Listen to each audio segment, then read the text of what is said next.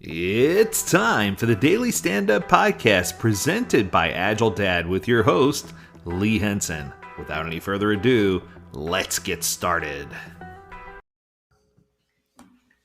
I had a few people in a recent class who are studying for their PMP certification, and they inquired of me. They said, "What are some tips or tricks that you have that can help you learn more effectively and help you be guided to have a better learning experience?" So I put together a quick list of 7 things that I think in life help us to be lifelong learners and help us to really focus in and learn more effectively. All right, here comes number one. Number one is always stay curious. Ask questions. Make sure you fully understand what you're learning. If you question what you're learning and why you're learning it and what value it's going to provide, you'll become a more active learner and listener instead of a passive recipient. And it'll give you an opportunity to have a better understanding more easily. I think there are lots of organizations who get into a groove and they say, once I have this person, or once I have this forecast, or once I do these things, that I'm going to be locked in and I'm going to be good to go. The truth is, if you are a curious learner and you always explore and ask the powerful questions, you're going to get answers that are going to help you be successful. All right, how about number two? Take care of yourself. I know this is like pot calling a kettle black here, whatever the case may be, but you need to find something to keep you in good physical and mental condition, whether it's yoga or whether it's having conversations with people more often or getting outside and getting some sun. Whatever it might be, you need to make sure that you're taking care of yourself. Because if you're not taking care of yourself, nobody else is going to bother taking care of you for you, right? You only got one shot at taking care of yourself, and it could be mental, emotional, or physical. Take care of yourself. They all apply. All right, how about number three? Number three is the one that shocks people. Allow yourself to make mistakes. If you're going to be a better person and you're going to do things better, the truth is making mistakes and correcting them is going to help you learn to be more effective. It's going to challenge the way you make decisions. It's going to challenge the way your heart rates flow. It's going to challenge the way you associate with people who are present. I think that making mistakes is the error of the ages, and it's brilliant because if we put ourselves in a position where making mistakes is not taboo and mistakes are, failure is our first attempt in learning. That's a good acronym, by the way. Then it makes sense for us to press forward and say, yeah, mistakes aren't so bad.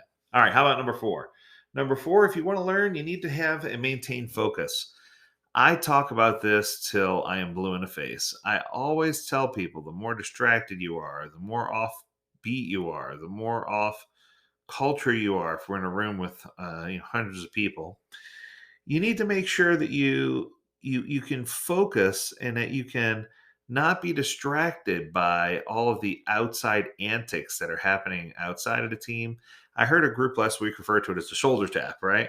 We want to stay away from the shoulder tap. The more focused we can be and the more we can figure things out, the better off we're going to be, and the better people are going to treat us, and the better we're going to feel. All right, here comes another one. Number five, switch up your learning style. I know many people will say, I'm this type of learner, and they try to learn everything the same way. The truth is, if you change things up a little bit and try a different learning style, sometimes you might discover that a multi pronged approach or a different technique shakes things up just enough for you to be able to even regain focus that you didn't have before.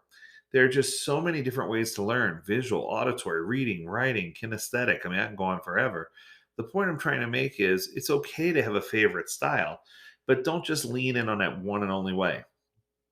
For example, I challenge some people sometimes to try aromatherapy.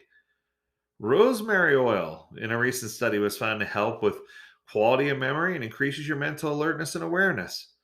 Use some sketch notes to help you learn if you're a visual learner. The thing I'm trying to say is find things to augment your learning experience so that you can have an awesome learning style and so that you can continue to help others learn with you. All right, coming in at number six, my favorite one. Teach what you are learning. I do this through my podcast. I do this through my blog. I do this from write ups on my website. One of the things that I love to do is I love to teach and educate others. And people often ask me, they're like, Lee, you're 750 plus episodes into your podcast. Do you ever like duplicate topics or do things ever get old? And while I try so hard not to duplicate topics, I know that over time, topics have changed because we had people change. And when people change, topics change.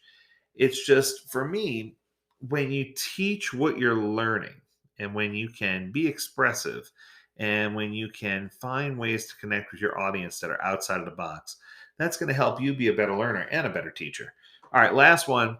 Don't stop doing what you're doing. It's so funny because I see people all the time who don't get into this mode of continual learning. They they say, I've learned enough about this topic, time for me to move on to something else. The truth is, the more you practice and the more you exhibit continual learning, the better off you're going to be.